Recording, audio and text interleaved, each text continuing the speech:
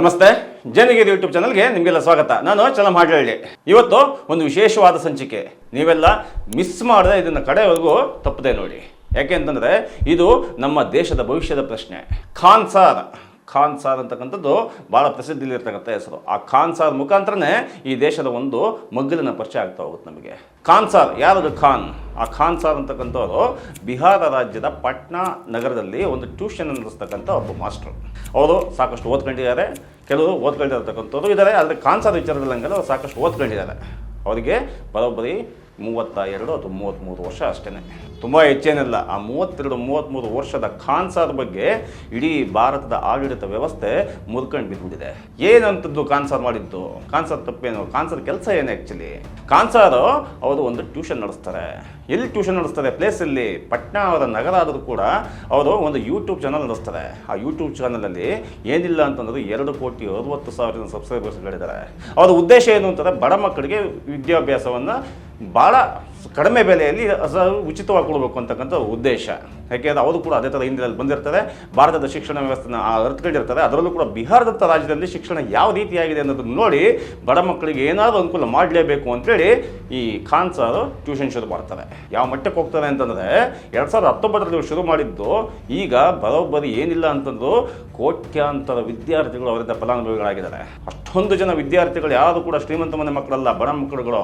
ಅವ್ರು ಫೀಸ್ ಕೇಳಿದ್ರೆ ನೀವೇ ಆಶ್ಚರ್ಯ ಪಡ್ತೀರಾ. ಅವರ ಟ್ಯೂಷನ್ ಫೀಸು ಶುರುವಾಗದೆ 200 ರೂಪಾಯಿಂದ, ಎಷ್ಟು ಹೇಳಿ 200 ರೂಪಾಯಿಂದ ಖಾನ್ ಸಾರ್ ಶುರು ಮಾಡ್ತಾರೆ. ಹಲವಾರು ನೀಟ್ ಆಗಿರ್ಬೋದು, UPSC ಎಕ್ಸಾಮ್ ಆಗಿರ್ಬೋದು, ಎಲ್ಲ ಎಕ್ಸಾಮ್ಸ್ಗಳಿಗೂ ಕೂಡ ಮಕ್ಕಳನ್ನು ತುಂಬ ಆತ್ಮೀಯವಾಗಿ ಶಿಕ್ಷಣ ವ್ಯವಸ್ಥೆ ಹೆಂಗಿರಬೇಕು, ಟೀಚಿಂಗ್ ಫ್ಯಾಕಲ್ಟಿ ಹೆಂಗಿರಬೇಕು ಅನ್ನೋದ್ರ ಬಗ್ಗೆ ಖಾನ್ ಸಾರ್ಗಳನ್ನ ನೋಡಿ ಕಲಿಬೇಕಾಗತ್ತೆ. ಅಂತ ಕೆಲವು ಟೀಚರ್ಸ್ಗಳು ತುಂಬ ಪ್ರಾಮಾಣಿಕವಾಗಿ ಕೆಲಸ ಮಾಡ್ತಾರೆ. ಅಂತ ಖಾನ್ ಸಾರ್ ಮೇಲೆ ಈಗ ಗುಂಡಿನ ದಾಳಿ ಆಗಿದೆ ಅಂತ ಮಾಹಿತಿ ಇದೆ. ಅದು ಆಗಿದ್ದು ಯಾವಾಗ? ಜೂನ್ 3ನೇ ತಾರೀಕು. ಜೂನ್ 3ನೇ ತಾರೀಕಿಂತ ಸ್ವಲ್ಪ ಹಿಂದಕ್ಕೆ ಹೋಗೋಣಂತೆ. ಜೂನ್ 3ನೇ ತಾರೀಕು ಆದಮೇಲೆ ಹಲ್ಲೆ ಆಯಿತು. ಅವ್ರ ಟ್ಯೂಷನ್ ಸ್ಟೇಜ್ ಮೇಲೆ ಪಾಟ್ನಾದಲ್ಲಿ ಹಲ್ಲೆ ಆಗುತ್ತೆ. ಆದರೆ ಅದಕ್ಕಿಂತ ಹಿಂದೆ ಏನಾಗುತ್ತೆ? ಆಜ್ ತಕ್ ಟಿವಿಯ ವರದಿಗಾರ್ತಿ ಅಂಜನಾ ಕಶ್ಯಪ್ ಅವ್ರೇನು ಹೇಳ್ತಾರೆ ಅಂತಂದರೆ, ಇವರೆಲ್ಲ 2 ಕಾಸಿನ ಅಂತಂದರೆ ದೋ ಕೌಡೆಕ ಟೀಚರ್ಸ್ ಅಂತ ಹೇಳ್ತಾರೆ ಅವರು. ಯಾಕೆ ಹಂಗಂತಾರೆ? ಇವರೆಲ್ಲ ಟ್ಯೂಷನ್ ಮಾಡ್ತಕ್ಕಂಥವ್ರೆಲ್ಲ 3 ಕಾಸಿಗೆ ಬೆಲೆ ಇಲ್ಲದಿದ್ದವರು ಅನ್ನೋ ರೀತಿ ಅಂಜನಾ ಕಶ್ಯಪ್ ಮಾತಾಡ್ತಾರೆ. ಅಂಜನಾ ಕಶ್ಯಪ್ ಅಷ್ಟೇ ಅಲ್ಲ, ಎಲ್ಲ ಗೋಧಿ ಮೀಡಿಯಾಗಳು ಕೂಡ ಇದನ್ನು ಫಾಲೋ ಮಾಡ್ತಾ ಹೋಗ್ತವೆ. ಯಾಕೆ ಅಂತಂದರೆ ಆ ಹಿನ್ನೆಲೆಯಲ್ಲೇ ನೀಟ್ ಪರೀಕ್ಷೆಯ ಪ್ರಶ್ನೆ ಪತ್ರಿಕೆಗಳು ಲೀಕ್ ಆಗಿರ್ತವೆ. ಆ ನೀಟ್ ಪರೀಕ್ಷೆಯ ಪ್ರಶ್ನೆ ಪತ್ರಿಕೆ ಲೀಕ್ ಆಗಿ ದೇಶಾದ್ಯಂತ ಲಕ್ಷಾಂತರ ವಿದ್ಯಾರ್ಥಿಗಳು ಏನಪ್ಪ ಅನ್ನೋ ಭವಿಷ್ಯ ಅಂತ ಅಂದಾಗ ಅವರಿಗೆ ಆಶ್ರಯವಾಗಿ ನಿಂತಿದ್ದು ಈ BJP ಸರ್ಕಾರ ಅಲ್ಲ, ಆ ಶಿಕ್ಷಣ ಮಂತ್ರಿ ಧರ್ಮೇಂದ್ರ ಯಾದವ್ ಅಲ್ಲ. ಅದ್ರ ಜೊತೆ ನಿಂತಿದ್ದು, ಅವ್ರ ಜೊತೆ ಗಟ್ಟಿಯಾಗಿ ನಿಂತ್ಕೊಂಡಿದ್ದು ಖಾನ್ ಸಾರ್.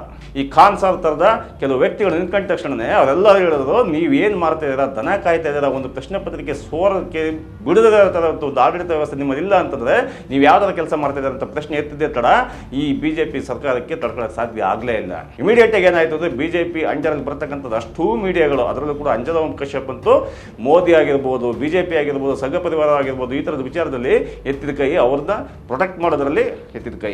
ಮೀಡಿಯಾಗಳು ಯಾರ ಕಾವಲು ನಾಯಿಗಳಾಗಿರಬೇಕು? ಜನಸಾಮಾನ್ಯರ, ಬಡ ಮಧ್ಯವರ್ಗದವರ, ಇವರಿಗೆ ಕಾವಲು ಆಗಿರಬೇಕು. ಇನ್ನೊಬ್ಬರಿಗೆ ಆಡಳಿತ ವ್ಯವಸ್ಥೆ ನಡೆಸ್ತಕ್ಕಂಥವ್ರಿಗೆ ತಿರುಗು ಬಾಣವಾಗಿರಬೇಕು ಅಂತಕ್ಕಂಥ ಮಾತನ್ನು ಸುಳ್ಳು ಮಾಡಿರ್ತಕ್ಕಂಥದ್ದು ನಾವು ಈಗಾಗಲೇ ನೋಡಿದ್ದೀವಿ. ಆ ಹಿನ್ನೆಲೆಯಲ್ಲಿ ಅಂಜನಾ ಕಶ್ಯಪ್ ಹೇಳಿದ ತಕ್ಷಣವೇ ಇಮಿಡಿಯೇಟಾಗಿ ಏನಾಗುತ್ತೆ, ಒಂದಷ್ಟು ಜನ 7-8 ಜನ ಹೋಗ್ತಾರೆ ಮುಸುಕುದಾರಿಗಳಾಗಿ. ಖಾನ್ ಸಾರ್ ಪಾಟ್ನಾದಲ್ಲಿರ್ತಕ್ಕಂಥ ಖಾನ್ ಸಾರ್ ಅವರ ಟ್ಯೂಷನ್ ಸೆಂಟರ್ ಮೇಲೆ ದಾಳಿ ಮಾಡ್ತಾರೆ, ಗುಂಡು ಆರಿಸ್ತಾರೆ ಅಂತ ಹೇಳಿದ್ದಾರೆ. ಆದರೆ ಗುಂಡು ಆರಿಸೋದಿಲ್ಲ ಅಂತ ಪೊಲೀಸ್ ಹೇಳ್ತಾರೆ. ಈ ಪೊಲೀಸ್ ವ್ಯವಸ್ಥೆಯನ್ನು, ಅದು BJP ಆಡಳಿತ ಇರ್ತಕ್ಕಂಥ ವ್ಯವಸ್ಥೆಯಲ್ಲಿ ಇವ್ರು ಮಾತುಗಳನ್ನು ನಂಬದಾದ್ರು ಹೆಂಗೆ? ಯಾಕೆ ಮಾತು ಹೇಳ್ತಿದ್ದೀವಿ ಅಂತಂದರೆ, ಈ ಶಿಕ್ಷಣ ವ್ಯವಸ್ಥೆಯ ಬಗ್ಗೆ ಭಾಳ ಒಂದು ದೊಡ್ಡ ವ್ಯಂಗ್ಯವಾಗಿ ಕಾಣಿಸ್ತಾರೆ ಈ ಖಾನ್ ಸಾರ್ ಥರದವರು ಮತ್ತು ಫಿಸಿಕ್ಸ್ ವಾಲಾ ಥರದವರು ತುಂಬ ಜನ ಇದ್ದಾರೆ. ನಿಮಗೆ ಟ್ಯೂಷನ್ ವ್ಯವಸ್ಥೆಯ ಮಾಫಿಯಾ ನಿಮಗೆ ಗೊತ್ತಿಲ್ಲ ಅಂತಂದರೆ ಒಂದ್ಸತಿ ಗೊತ್ತು. ನೀವು ಸಾಮಾನ್ಯವಾಗಿ ನಿಮ್ಮ ಮನೇಲಿ ಎಲ್ಲರೂ ಮಕ್ಕಳಿದ್ದಾರೆ ವಿದ್ಯಾಭ್ಯಾಸ ಮಾಡೋದು ನಿಮಗೆ ಕೂಡ ಇಷ್ಟೊಂದು ಗೊತ್ತಾಗಿರುತ್ತೆ. ಒಂದು ಕಾಲೇಜಿಗೆ ನೀವು ಸೇರಿಸಬೇಕು ಅಂತಂದರೆ 1 ಲಕ್ಷ ಫೀಸ್ ಇತ್ತು ಅಂತಂದ್ರೆ 1 ಲಕ್ಷ ನೀವು ಟ್ಯೂಷನ್ಗೆ ಕಟ್ಟಬೇಕಾಗುತ್ತೆ. ನೀವು 8 ಗಂಟೆ ಕ್ಲಾಸ್ ಮಾಡ್ತೀರಾ, 4 ಗಂಟೆ ಕ್ಲಾಸ್ ಮಾಡ್ತೀರಾ, 5 ಗಂಟೆ ಕ್ಲಾಸ್ ಮಾಡ್ತೀರಾ ಅಂದರೆ ಸಂಪೂರ್ಣ ವಿದ್ಯಾಭ್ಯಾಸ ನೀವು ಕೊಡ್ತಾ ಇದ್ದೀರಾ ಅಂತಂದ ಮೇಲೂ ಕೂಡ ಒಂದು ಅಡಿಷನಲ್ ಆದಂಥ ಟ್ಯೂಷನ್ ವ್ಯವಸ್ಥೆ ಯಾಕೆ ಬೇಕು? ಟ್ಯೂಷನ್ ಮಾಡೋಂಗಿಲ್ಲ ಅಂತೇಳಿ ಸರ್ಕಾರ ಒಂದು ಆದೇಶ ಹೊರಡಿಸಿತ್ತು. ಯಾಕೆ ಆದೇಶ ಹೊರಡಿಸಿತ್ತು, ಏನು ಕತೆ? ಈಗ ಆದೇಶ ಹೊರಡಿಸಿದ ನಂತರ ಕೂಡ ಆ ಶಾಲೆಗಳಲ್ಲಿ ಟ್ಯೂಷನ್ ಕೊಡ್ತಕ್ಕಂಥ ಸಬ್ಸ್ಟಿಟ್ಯೂಟಿವ್ ಸಬ್ಜೆಕ್ಟ್ಗಳನ್ನು ಕೊಡಬೇಕಲ್ವಾ? ಮಕ್ಕಳನ್ನ ಪರೀಕ್ಷೆಗಳಿಗೆ ಸಜ್ಜು ಮಾಡಬೇಕಲ್ವಾ, ಅದು ಯಾವ ರೀತಿ ವ್ಯವಸ್ಥೆ ಕೂಡ ಮಾಡಿಲ್ಲ. ಆಮೇಲೆ ಏನು ಮಾಡಿದ್ರು, ಅದನ್ನು ಕಲಿಬೇಕು ಅಂತಂದರೆ ನೀವು 5 ಲಕ್ಷ 10 ಲಕ್ಷ 20 ಲಕ್ಷ ಕೊಟ್ಟು ಪ್ರತಿಷ್ಠಿತ ವಿದ್ಯಾಸಂಸ್ಥೆಗಳಿಗೆ ನೀವು ಮಕ್ಕಳು ಸೇರಿಸಬೇಕು. ಅದು ಸಾಧ್ಯ ಆಗದಿದ್ದಾಗ ಎಲ್ಲ ಬಡ ಮಕ್ಕಳುಗಳು ಮುಖ ಮಾಡಿದ್ದು ಈ ಖಾನ್ ಸರ್ ಕಡೆಗೆ. ಈ ಖಾನ್ ಸರ್, ಫೈರೋಜ್ ಖಾನ್ ಅಂತಕ್ಕಂಥ ಈ ಖಾನ್ ಸರ್ ಇದಾರಲ್ಲ, ಇವರ ಕಡೆಗೆ ಮುಖ ಮಾಡಿದ ತಕ್ಷಣ ಇವರು ಕೇವಲ 200 ರೂಪಾಯಿಲಿ 500 ರೂಪಾಯಿಲಿ 1000 ರೂಪಾಯಿಲಿ ಎಷ್ಟು ಜನ ವಿದ್ಯಾರ್ಥಿಗಳಿಗೆ ಮಾರ್ಗದರ್ಶನ ಮಾಡಿ ಅವರನ್ನು ಇವತ್ತೊಂದು ದಳ ತಲುಪಿಸಿದೆ ಅಂತಂದರೆ, ಇವತ್ತು ಖಾನ್ ಸರ್ ಎಲ್ಲೇ ಹೋಗಿ ನಿಂತ್ಕೊಂಡ್ರು ಕೂಡ ಕೆಲಸ ಮಾಡ್ತಕ್ಕಂಥವ್ರು ಬಂದು ಅವ್ರನ್ನ ಮುತ್ತಾಕಂತಾರೆ. ಅಷ್ಟರ ಲೆವೆಲ್ಗೆ ಸ್ಟಾರ್ ಲೆವೆಲ್ ಬೇಸ್ಮೆಂಟ್ ಇದೆ ಅವರಿಗೆ. ಆಕಾಶ್ ಬೈಜೂಸ್ ನೀವು ಕೇಳಿರ್ಬೋದು, ಬೈಜೂಸ್ ಕಂಪನಿ ಭಾಳ ದೊಡ್ಡ ಸ್ಟಾರ್ಟಪ್ ಅದು ಬೈಜೂಸ್ ಅಂತೇಳಿ, ಕೋಚಿಂಗ್ ಸೆಂಟರ್ ಅದು ಬೈಜೂಸ್ ಅಂತಕ್ಕಂಥದ್ದು. ವರ್ಷಕ್ಕೆ ಅದರ ಆದಾಯ ಎಷ್ಟು ಅಂತಂದರೆ 5,000 ಸಮಥಿಂಗ್, 5,600 ಕೋಟಿ 5,700 ಕೋಟಿ ಬೈಜೂಸು. ಅದು ಕೊನೆಗೆ ಆಕಾಶ್ ಬೈಜೂಸ್ ಅಂತ ಆಯಿತು, ಅದೇನೋ ಮುಚ್ಚೋಯ್ತು, ಅದೇನೇನೋ ಆಗೋಯ್ತು ಅಂತ ಹೇಳ್ತಾರೆ. ಆದರೆ ಈ ಥರ ಕೋಚಿಂಗ್ ಸೆಂಟರ್ಗಳು ಅವರೆಲ್ಲ ಕಡಿಮೆ ತಗೊಳ್ಳಲ್ಲ. ಅವರೆಲ್ಲ ಏನಿಲ್ಲ ಅಂತಂದ್ರೂ ಕೂಡ ನೀವು ಕಾಲೇಜಲ್ಲಿ 1 ಲಕ್ಷ ಫೀಸ್ ಕಟ್ಟಿರ್ತೀರ, ಡೊನೇಷನ್ ಕಟ್ಟಿರ್ತೀರ ಅಂತಂದರೆ ಅದಷ್ಟೇ ಡೊನೇಷನ್ನು ಕೂಡ ನೀವು ಮತ್ತೆ ಆಕಾಶ್ಗೋ ಅಥವಾ ಬೈಜೂಸ್ಗೋ ಅಥವಾ ಈ ಥರ ಕಟ್ಟಬೇಕಾಗತ್ತೆ. ಆದರೆ ಖಾನ್ ಸರ್ ವಿಶೇಷತೆ ಏನು ಅಂತಂದರೆ, ಯೂಟ್ಯೂಬ್ ಚಾನಲ್ ಬಂದು ನಮ್ಮ ಜೊತೆ ಆತ್ಮೀಯವಾಗಿ ಮಾತಾಡಿ ನಿಮಗೆ ಏನು ಅನ್ಸುತ್ತೆ ಕಾಮೆಂಟ್ ಬಾಕ್ಸಲ್ಲಿ ಕ್ವಶನ್ಸ್ ಕೇಳಿ ನಾನು ಆನ್ಸರ್ ಮಾಡ್ತೀನಿ ಅಂತೇಳಿ ಫಾಲೋ ಅಪ್ ಇದೆಯಲ್ಲ, ಆ ಫಾಲೋ ಅಪ್ ಕೆಲಸ ನಾನು ಅದ್ಭುತವಾಗಿ ಮಾಡ್ಕೊಂಬಂದಂಥದ್ದು ಖಾನ್ ಸರ್. ಇವ್ರು ಕೇಳಿದ್ದೇ ತಪ್ಪಾಗೋಯ್ತು. ನೀಟ್ ಪರೀಕ್ಷೆಯಲ್ಲಿ ನಮ್ಮ ವಿದ್ಯಾರ್ಥಿಗಳು ಯಾಕೆ ಮೋಸ ಮಾಡಿದ್ವಿ, ನಾವು ಅಷ್ಟು ಚೆನ್ನಾಗಿ ತಯಾರು ಮಾಡಿ ಕಳಿಸಿದ್ವಿ. ನಿಮ್ಮ ಯೋಗ್ಯತೆ ಅಂತೂ ನೀಟ್ ಪರೀಕ್ಷೆ ಆಗಿರಲಿ ಯಾವ ಪರೀಕ್ಷೆಗೂ ಮಕ್ಕಳನ್ನ ತಯಾರು ಮಾಡೋದಕ್ಕೆ ಸಾಧ್ಯ ಇಲ್ಲ ನಿಮ್ಮ ಶಿಕ್ಷಣ ವ್ಯವಸ್ಥೆಯಲ್ಲಿ. ಆದರೆ ನಾವು ವ್ಯವಸ್ಥಿತವಾಗಿ ಮಕ್ಕಳನ್ನು ಆತ್ಮೀಯತೆಗೆ ತಗೊಂಡು ಶಿಕ್ಷಣ ಟೀಚಿಂಗ್ ಅಂತಂದ್ರೆ ಏನು, ಹೆಂಗೆ ಪಾಠ ಮಾಡಬೇಕು ಅನ್ನೋದನ್ನು ಒಂದು ಮಾಡಲಾಗಿ ಹೇಳ್ಕೊಟ್ಟಂಥದ್ದು ಕೇವಲ 32-33 ವರ್ಷದ ಖಾನ್ ಸರ್ ಇವರಿಗೆಲ್ಲ ಕೆಂಗಣ್ಣಿಗೆ ಗುರಿ ಆಗ್ತಾರೆ. ಹೆಂಗೆ ಸಹಿಸ್ಕೊಂತಾರೆ ಇವರೆಲ್ಲ? ಯಾಕೆ ಅಂತಂದರೆ ಲಕ್ಷಾಂತರ ಕೋಟಿಗಳ ಲೆಕ್ಕದಲ್ಲಿ ವಿದ್ಯಾಭ್ಯಾಸದ ಶಿಕ್ಷಣ ದಂಧೆ ನಡೆಯುವಾಗ ಕೇವಲ 200 ರೂಪಾಯಿ 300 ರೂಪಾಯಿ ಪಾಠ ಹೇಳ್ಕೊಡ್ತೀವಿ ಅನ್ನೋದನ್ನ ಹೆಂಗೆ ತಾನೇ ಸಹಿಸ್ತಾರೆ? ಇದ್ರ ಮುಖಾಂತರ ಇಡೀ ದೇಶದ ಶಿಕ್ಷಣ ವ್ಯವಸ್ಥೆಯ ಬಗ್ಗೆ ನಮಗೆ ಒಂದು ಅಸಹ್ಯ ಏವರಿಕೆ ಮಾಡಿಬಿಡುತ್ತೆ. ಯಾವ ವ್ಯವಸ್ಥೆಯಲ್ಲಿ ಬದುಕ್ತಾ ಇದೀವಿ ಅಂತ. ಅಟ್ಲೀಸ್ಟ್ ಯಾರೋ ಒಬ್ಬ ಕಡಿಮೆ ಬೆಲೆಗೆ ನಾವೇನೋ ಮಾಡ್ತಾ ಇದೀವಿ, ಗುಣಮಟ್ಟದ ಶಿಕ್ಷಣವನ್ನು ಒದಗಿಸ್ತೀನಿ, ನಾನೇನೋ ಮಾಡ್ತೀನಿ ಅಂತ ಹೊರಟ ಮೇಲೆ ಆ ವ್ಯಕ್ತಿಯ ಮೇಲೆ ಹಲ್ಲೆ ಆಗುತ್ತೆ. ಆ ವ್ಯಕ್ತಿಯ ಮೇಲೆ ಹಲ್ಲೆ ಆಗೋದಕ್ಕೆ ಕಾರಣ ಏನು? ಮುಖ್ಯವಾಗಿ ಒಂದು ವಿಷಯ ಮಾಡಬೇಕಾಗಿತ್ತು. ಇವರು ನೀಟ್ ಪರೀಕ್ಷೆ ಪ್ರಶ್ನೆ ಪತ್ರಿಕೆ ಲೀಕ್ ಆದ ತಕ್ಷಣ ಆ ವಿಷಯವನ್ನು ಡೈವರ್ಟ್ ಮಾಡಬೇಕಾಗಿತ್ತು. ಮೀಡಿಯಾಗಳು ಡೈವರ್ಟ್ ಮಾಡೋದಕ್ಕೋಸ್ಕರ ಇವರು ಇಮಿಡಿಯೇಟಾಗಿ ಶುರು ಮಾಡ್ಕೊಬಿಟ್ರು ಕೋಚಿಂಗ್ ಸೆಂಟರ್ಗಳ ಮೇಲೆ. ಇದುವರೆಗೂ ಕೋಚಿಂಗ್ ಸೆಂಟರ್ಗಳ ಮೇಲೆ ಬೀಳೋದ ಕಣ್ಣು ಇದ್ದಕ್ಕಿದ್ದಂಗೆ ಕೋಚಿಂಗ್ ಸೆಂಟರ್ ಮೇಲೆ ಯಾಕೆ ಬಿತ್ತು ಅಂತಂದರೆ, ಆ ಕೋಚಿಂಗ್ ಸೆಂಟರ್ ಮೇಲೆ ಕಣ್ಣು ಬೀಳೋದ ಮುಖಾಂತರ ನೀಟ್ ಪರೀಕ್ಷೆಯ ಪ್ರಶ್ನೆ ಪತ್ರಿಕೆ ಇದೆಯಲ್ಲ, ಆ ಪತ್ರಿಕೆಯ ಸೋರಿಕೆಯನ್ನು ಸುದ್ದಿಯನ್ನು ತಡೆಗಟ್ಟೋದು ಅಂತ ಇವ್ರ ಸ್ಟ್ರಾಟಜಿ ಆಗಿತ್ತು.